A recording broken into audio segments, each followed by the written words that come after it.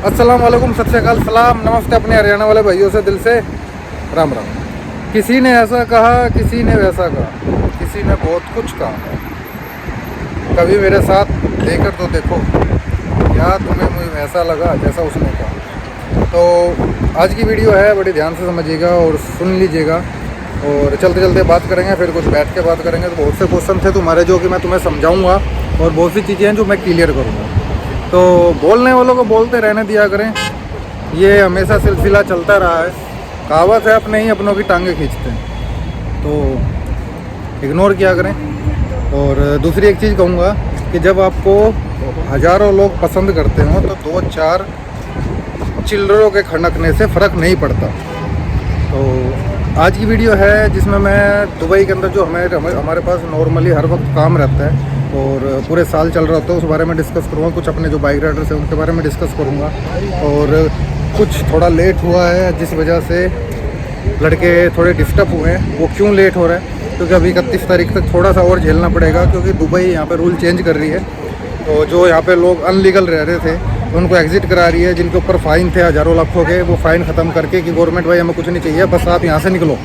तो उनको यहाँ से एग्ज़िट कराने के लिए सिस्टम स्लो चल हो गया बहुत ज़्यादा, क्योंकि डेली की हज़ारों लाखों एप्लीकेशन डल रही हैं। जिस वजह से जब किसी सॉफ्टवेयर पे और किसी सर्वर पे हज़ारों एप्लीकेशन एकदम से, सिंपल सी बात है भाई, जब एक सर्वर पे सिर्फ 100 एप्लीकेशन डल रही है और उसी पे 1 लाख एप्लीकेशन जाने लगे तो सिस्टम बार बार क्रैश होने लगता है। तो ये चीज़ें चल रही हैं कि मोरे बहुत स्लो हो गया, इमिग्रेशन बहुत स्लो हो गया।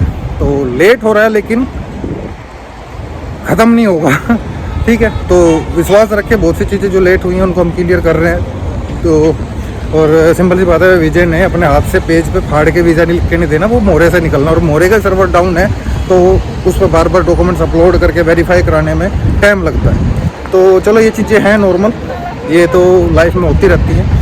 मैं डिस्कस करूंगा इस बारे में कि भाई अपने पास अभी प्रेजेंट में क्या क्या काम चल रहा है। अभी तक सिर्फ बाइक राइडर चल रहे थे, बाइक राइडर चलते रहेंगे, बाइक राइडर की हायरिंग चलती रहेगी।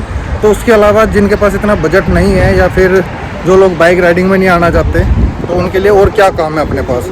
तो वीडियो ध्यान से सुनिएगा, समझिएगा और फिर कमेंट्स कीजिएगा। कमेंट्स करके अच्छे अच्छे यार और अपनी सलाहें देते रहा करें। चलो बैठ के बात करते हैं। ये है भाई दुबई की इवनिंग, नाइट, कुछ भी समझ लो, कि लोग पूरे दिन के बाद यहाँ पे अपना माइंड फ्रेश करने के लिए आ जाते हैं। और मैं इस टाइम खड़ा हूँ, चल रहा हूँ दुबई फ्रेम के पास। दुबई फ्रेम की भी अपनी एक काबिलियत है, क्वालिटी है, तो इनके बारे में फिर कभी बात करेंगे। बुर्ज खलीफा, दुबई फ्रेम, एक, लेकिन अभी बात करेंगे सिर्फ जो इम्पोर्टेंट डिस्कस है अपनी उसके ऊपर। तो मैं सिर्फ पहले स्टार्ट करूँगा, काउंटिंग कराऊँगा कि कौन कौन सी जॉब्स के बारे में मैं बात करने वाला हूँ, ठीक है। उसके बाद फिर आप अपने अपनी कैटेगरी के बारे में अच्छे से समझ लीजिएगा, जैसे कि indoor helper, kitchen helper, waiter, cleaner, bike Riders, skill worker के बारे में थोड़ा सा लॉन्ग हो जाएगा, वो डिस्कस करूंगा, मैं अच्छे से समझाऊंगा। स्किल वर्कर किसे कहते हैं? बहुत से लोगों को लगता है स्किल वर्कर कुछ अलग ही चीज़ है। स्किल वर्कर किसे कहते हैं? स्किल वर्कर जो हो गए इलेक्ट्रीशियन, वेल्डर, कारपेंटर, मैसन, जिनको कुछ काम आता है, जिनके हाथ में कोई हुनर है। बहुत से लड़के कहते हैं जी मैं इलेक्ट्रीशियन हूँ लेकिन मैं बाइक राइडिंग में जाना चाहता हूँ। अरे बेवकूफ़ इंसान, एक चीज़ बता, जब तेरे हाथ में तूने अपना एक लाइफ का कुछ हिस्सा इस काम को सीखने में लगा दिया तो तू अपनी लाइन में ही रह भाई। अपनी लाइन में जो इज्जत मिलेगी वो इज्जत कहीं नहीं मिलनी, किसी और काम में नहीं मिलनी। तो अपनी काबिलियत को वेस्ट ना करें, जो काम जानते हैं आप उसी में अप्लाई किया करें, क्योंकि आगे जाके उसी में फ्यूचर है। स्टार्टिंग में भले सैलरी कम होगी लेकिन बाद में उसमें अच्छा फ्यूचर है। तो मैं कहाँ पे था भाई? स्किल वर्कर पे। स्किल वर्कर के बारे में भी आपको अच्छे से समझाऊंगा। और अभी बाइक राइडर्स में कर लेते हैं कुछ बात। तो भाई जैसा कि मैंने बताया था, रूल्स चेंज हो रहे हैं तो उस वजह से सर्वर डाउन चल रहा है, तो सब्र करें। जिन लड़कों के इंटरव्यू डन हो गए हैं, और मैं स्टेटस हमेशा लगाता रहता हूँ कि कौन किन के इंटरव्यू पेंडिंग हैं, किन किन के इंटरव्यू हो रहे हैं और किन के इंटरव्यू डन हो गए, तो वो इस हफ्ते के अंदर उनको वीज़ा मिल जाएंगे। जिन्होंने सब्र किया है, विश्वास बना के रखा, वो फ्लाई करेंगे। जिन्होंने गंद फैलाया और बेसब्रे हुए, वो अब इंतज़ार करेंगे और वो इसी तरह वीडियो देखते रहेंगे, ठीक है। तो पहले मैं बात करता हूँ नॉर्मल वैकेंसियों की, जिसमें पढ़े लिखे लड़के जो नहीं है वो आ सकते हैं। इंडोर हेल्पर में क्या है, बहुत से लोगों को मैं देख रहा हूँ हमारी फेक वीडियो अपलोड कर रहे हैं इंस्टा पे और यूट्यूब टिकटॉक पे, कि भाई हमारी वीडियो उठा लेते हैं, उसके ऊपर कोई सॉन्ग लगा देते हैं हमारी वॉइस कट करके, और फिर उस पर सैलरी लिख देते हैं 2500, 2400, 2800 सिर्फ व्यू और लाइक्स के लिए। और लोग 10-10 हज़ार, 20-20 हज़ार वहाँ फंसा के बैठे हुए हैं। फिर बाद में हमें कंप्लेंट आ रही होती है। तो भाई मैं आपको बता दूं, मार्केट में जो सैलरी प्राइस है उस बारे में मैं डिस्कस करूंगा, जो कि वही सैलरी है, रियल सैलरी है। अब सिंपल सी बात है भाई, जब मार्केट में 1000-1200 सैलरी किसी कैटेगरी में चल रही है तो वहाँ 2800, 2200, 2400 कैसे मिल जाएगी? या तो फिर वो दूसरी कंपनी वाला बेवकूफ़ है कि भाई जिसे जो कमाने के लिए नहीं बैठा, बांटने के लिए बैठा है। सिंपल सी बात है, आप कंपनी के ओनर हो, ठीक है, ये समझाना चाह रहा हूँ मैं। आप कंपनी के ओनर हो और आपको पता है भाई मेरे पास एम्प्लॉई काम कर रहे हैं और इसी एम्प्लॉई को मार्केट में और जगह सैलरी मिल रही है 1000-1200, तो मैं 2800 क्यों दूंगा? समझने की बात है, दोनों तरफ की चीज़ें समझा करो। तो इंडोर हेल्पर का काम क्या होता है? तो इंडोर हेल्पर का काम क्या होता है? इंडोर हेल्पर मैं बता दूं आपको कि भाई एक वेयर हाउस हो गया, जैसे कोई गोदाम, जैसे कि इंडिया में कहते थे गोदाम है, गोदाम के अंदर काम करना होता है। और वो काम क्या होता है? लोडिंग, अनलोडिंग, ठीक है, सामान इधर से उधर लगाना, ये काम वो काम। जैसे कि इंडिया के अंदर आपने देखा होगा फैक्ट्री के अंदर काम करता होता है हेल्पर, वो काम है भाई। कोई बंदा पूछता है जी काम क्या होगा हेल्पर का? भाई हेल्पर का कोई काम नहीं होता और सब काम होते हैं। हर कैटेगरी में जिस डिपार्टमेंट में जो काम करने की जगह होगी वहाँ काम कराएंगे हेल्पर से, ठीक है। तो 1000 से 1200 dirham सैलरी है। तो 1000 से 1200 dirham सैलरी है। Room, transport, medical plus over time. भाई मैं कमर सिद्धि कर लूँ, कमर सिद्धि करके लेटा लेटा तुमसे बात करूँगा, ठीक है। किसी को कोई फ़र्क पड़ता है तो पड़ता रहे, ठीक है। बस आवाज़ आपके पास आनी चाहिए मेरी, ठीक है। तो 1000 से 1200 dirham सैलरी है। Room, transport, medical plus over time है। बहुत से लोग कहते हैं जी फूड, भाई फूड जो मिलता है, मैं हमेशा बता चुका हूँ आपको, फूड जो मिलता है वो होटल लाइन में मिलता है। इंडस्ट्री एरिया में फूड नहीं मिलता, वो आपको ओवर टाइम दे रहे होते हैं। ओवर टाइम कैसा होता है कि जैसे मैं 10 घंटे ड्यूटी होगी, 2 घंटे का ओवर टाइम जोड़ दिया या फिर डबल शिफ्ट करा दी, तो इस तरह करके ओवर टाइम कंपनी दे रही होती है। और नहीं भाई बात नहीं बनेगी, ठीक है। इस तरह चीज़ें चल रही होती हैं। तो ये हो गया इंडोर हेल्पर का काम। अब बहुत से लोग कहते हैं जी पैकिंग का काम होगा। भाई पैकिंग का काम कुछ नहीं होता है। पैकिंग का काम एक होता है वेयर हाउस के अंदर ही काम होता है, उसमें पैकिंग भी करनी होती है, लोडिंग अनलोडिंग सब काम करना होता है। लोगों ने, एजेंटों ने क्या बात फैला दी है भाई पैकिंग का काम। भाई आप ऐसा तो है नहीं कि आपको एक टेबल सजी मिलेगी, उसके अंदर फिर आपको सामान ला के देंगे जी अरबाब आप यहाँ बैठ के एसी के नीचे बैठे रहें और आपको हम सामान ला के देंगे, आपने इस पर स्टिकरिंग करनी है, वेट करना है और बस एक साइड कर देना है। इस चीज़ की सैलरी मिलेगी? लगता है आपको ये चीज़ आसान है ये सब कहने से? भाई वेयर हाउस हेल्पर का काम होता है वो इंडोर में लोडिंग भी करनी होती है, अपना सामान उठा के लाना, उसकी स्टिकरिंग करनी, उसका बार कोड लगाना, स्कैन करना, सबको सेट करना, फिर वापस ले जाकर रखना, फिर गाड़ी आएगी, गाड़ी में लोड भी करना, ये सब काम करने होते हैं। तो वही पैकिंग को, वो इंडोर हेल्पर को आपको एजेंट पैकिंग हेल्पर कह के बता देता है, ठीक है। ये क्लियर हो गई। उसके बाद हो गया हमारा किचन हेल्पर। होटल लाइन की तरफ चलते हैं। होटल लाइन में हमारे पास शेफ़ का काम है। शेफ़ जैसे कि साउथ इंडियन फूड जानता हो, नॉर्थ इंडियन फूड जानता हो, मतलब साउथ इंडिया का ही फूड बनाता होगा।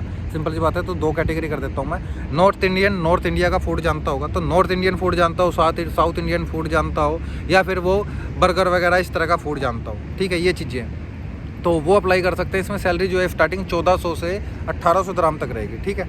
और उसके काम के ऊपर डिपेंड करता है। जो मैं सैलरी बता रहा हूँ आप ध्यान से रखें कि वो एक बेसिक सैलरी है। बेसिक सैलरी का मतलब क्या है कि आपको एक फ्रेशर के तौर पे ये सैलरी मिल रही है। अगर आपका काम अच्छा है और आप रिटर्नर हैं यहाँ से तो सैलरी प्लस हो जाएगी। लेकिन मैं प्लस सैलरी और ज़्यादा से ज़्यादा सैलरी कभी कह के नहीं बुलाता, क्योंकि बाद में जबान झुट्टी पड़े और काम ना बने, वो सैलरी ना मिले, आप उम्मीद लगा कर आए हो कि भाई मैं 60,000 रुपये महीने घर भेजूँगा, यहाँ बन रहे होंगे आपके 35,000 40,000, तो फिर फ़र्क पड़ता है। क्योंकि बंदा प्लानिंग कुछ और करके आ रहा होता है और फिर सब कुछ किए पे धरे पे पानी फिर जाता है, ठीक है। तो मैं बेसिक सैलरी बता रहा होता हूँ आपको, जो मार्केट में कम से कम नॉर्मल चल रही होती है। ऊपर से ऊपर जितने चाहें वो आपके काम और एक्सपीरियंस के ऊपर डिपेंड करता है, ठीक है। उसके बाद आ जाता है आपका वेटर में 10वीं 12वीं पास होना चाहिए लड़का, थोड़ा सा क्लीन सेव होना चाहिए। आज मेरी भी क्लीन सेव है थोड़ी सी, ठीक है। क्योंकि क्या है ना कि वीज़ा रिन्यूअल कराना था, तो वीज़ा रिन्यूअल के टाइम जो फ़ोटो आ रही थी वो दाढ़ी और मूंछ की वजह से बार बार रिजेक्ट हो रही थी, क्योंकि पासपोर्ट पे भाई हम भी कभी जवान थे, ठीक है। तो उस वजह से, ठीक है। तो लड़का क्लीन सेव चाहिए होगा, क्योंकि होटल लाइन में हेयर्स की बड़ी प्रॉब्लम है। किसी के खाने में, फूड में कुछ हेयर गिर जाए तो वो कंप्लेंट कर सकता है, केस कर सकता है, और 50 से 1 लाख का फाइन रेस्टोरेंट को पड़ता है। इस वजह से क्लीन सेव लड़कों को मांगते हैं। तो वेटर में 1200 से 1400 dirham salary, room, transport, medical plus over time company की तरफ से रहता है। आज थोड़ी सी आपको मेरी आवाज़ के साथ में थोड़ा शोर शराबा सुनाई देगा, तो भाई एडजस्ट कर लेना, ठीक है। अब कर लेते हैं किचन हेल्पर की बात। जो लड़के कम पढ़े लिखे हैं, जो पढ़े लिखे नहीं हैं, तो उनका काम क्या रहता है किचन हेल्पर का। सब्जी काटना, बर्तन धोने, सब चीज़ें करनी होती है, किचन के अंदर काम रहेगा। 1000 dirham सैलरी, रहना खाना सब कुछ कंपनी की तरफ से। तो होटल लाइन में फूड मिलता है, जैसे कि मैंने बताया था कि इंडस्ट्री लाइन में फूड नहीं मिलता, ओवर टाइम मिलता है, लेकिन होटल लाइन में फूड मिलता है, क्योंकि वहाँ पे फूड अवेलेबल होता है। अब फूड पूछे भाई कैसा, भाई जैसा तुम बनाते हो वैसा मिलेगा, जैसा तुम लोगों को सर्व करते हो वही खाना तुम्हें मिलेगा। तो ये होटल लाइन का काम हो गया। इसके बाद हम कर लेते हैं हम किचन हेल्पर की, सॉरी क्लीनर की बात।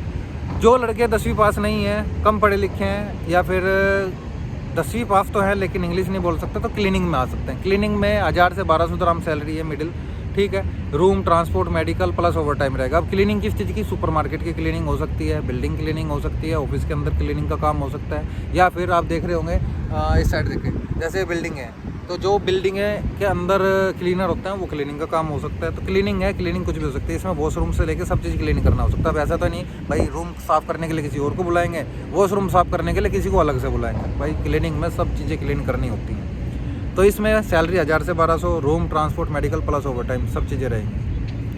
अब इसके बाद हमारे पास हो गया क्या, बहुत से लोग कहते हैं सिक्योरिटी गार्ड में आना चाहिए। सिक्योरिटी गार्ड में भाई आपकी 21 साल कम से कम एज होनी चाहिए, क्योंकि 21 साल से कम के बंदे का सीरा सर्टिफिकेट नहीं बनता है, ठीक है। अगर सीरा सर्टिफिकेट नहीं बनेगा तो हेल्पर की कैटेगरी में आपको काउंट में सैलरी मिलेगी। तो 21 साल प्लस होनी चाहिए, 10th पास होना चाहिए लड़का, 5 फुट 6 इंच कम से कम हाइट होनी चाहिए। तो सिक्योरिटी गार्ड का वीज़ा ज़्यादातर कंपनियाँ सेल करती है, वो फ्री नहीं मिलता। फ्री तो कुछ भी नहीं मिलता भाई आज की डेट में दुबई में। अब तो वीज़ा लेने भी बहुत बड़ी बात हो गई है, कोटे बहुत कम कर दिए, लिमिटेड कोटे कर दिए गवर्नमेंट ने, क्योंकि क्या है ना, अनलीगल लोग ज़्यादा हो गए थे। अनलीगलों को निकालने के लिए वो बहुत से स्ट्रिक्ट हो गया है गवर्नमेंट। जगह जगह पहले दुबई पुलिस वाले कभी किसी को परेशान नहीं करते थे, पूछते नहीं थे। अब खड़े चलते हुए को पूछ लेते हैं, हाँ भाई ID दिखाओ, और साथ के साथ डिपोर्टेशन कर रहे हैं, डिपोर्ट कर रहे हैं। तो अभी दुबई लगातार दबा के डिपोर्ट कर रही है, एयरपोर्ट पे पकड़ रही है, ठीक है, रोड पे चलते हुए को पकड़ रही है गवर्नमेंट, पुलिस वाले छूटते कहते हैं नहीं, ठीक है। तो जो लोग यहाँ अनलीगल है बड़ा सेफ्टी से रहें। 31 तारीख तक का टाइम है आपके पास, एग्जिट कर लो भाई, जो यहाँ पे वीडियो में दुबई के अंदर देख रहे हैं, नहीं तो बाद में शायद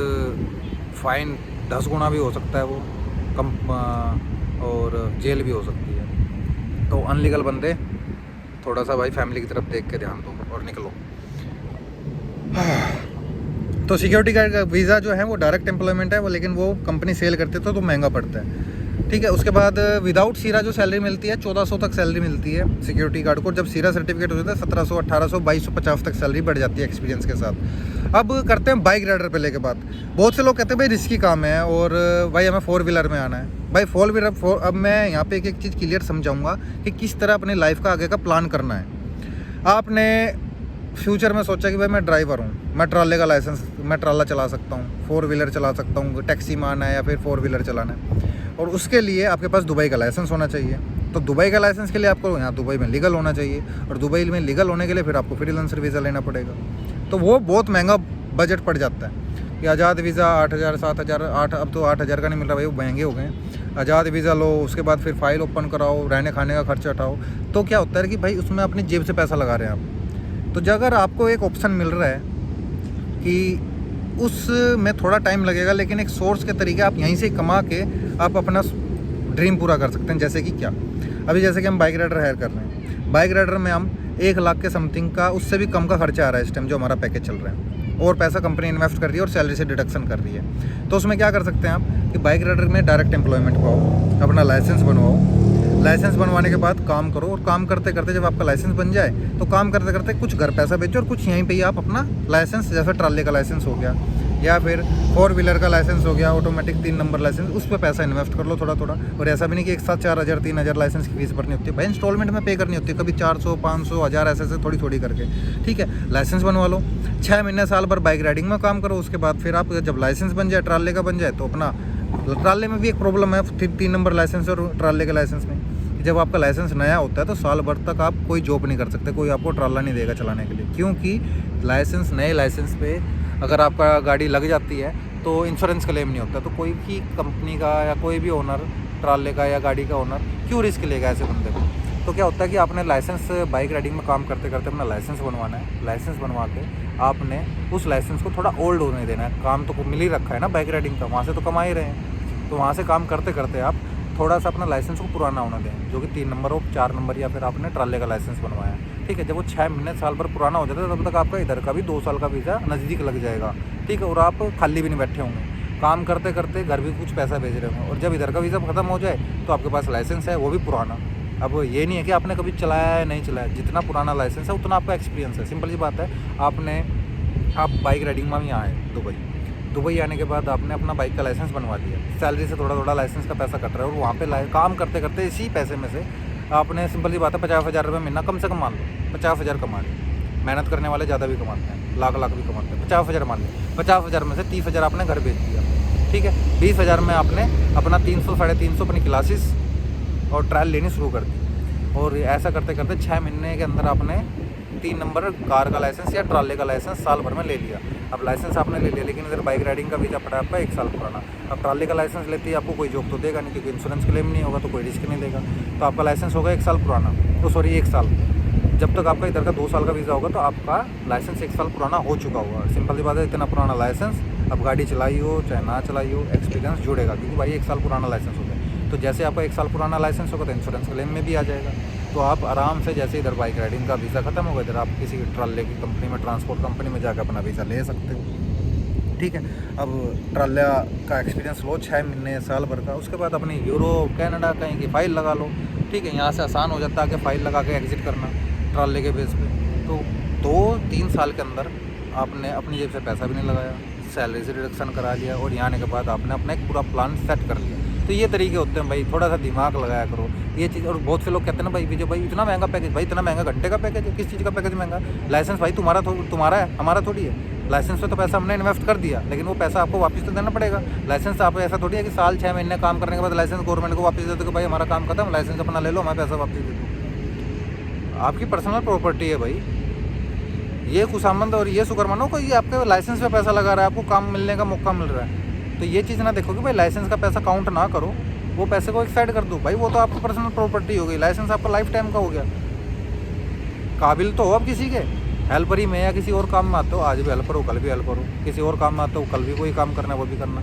तो लाइसेंस की एक काबिलियत हो जाती है कि आप किसी भी कंट्री में आगे जाओगे तो आप इस लाइसेंस पर काम कर सकते हो। लाइफ टाइम में आपके पास एक काम हो गया कि भाई मैं ये काम जानता हूँ। तो यहीं तक ये छोटी छोटी चीज़ें थी जो क्लियर करनी थी आपको। मैंने लेबर क्लास का काम सारा बता दिया है, तो हर कैटेगरी को ध्यान से समझें, सुने, और कोई क्वेश्चन रह जाए किसी का आंसर देना तो कमेंट कर दिया करें, लाइक करें, सब्सक्राइब करें। जो पहली बार इस वीडियो पर आए हैं तो वो अपना प्यार या दुश्मनी जाहिर करें।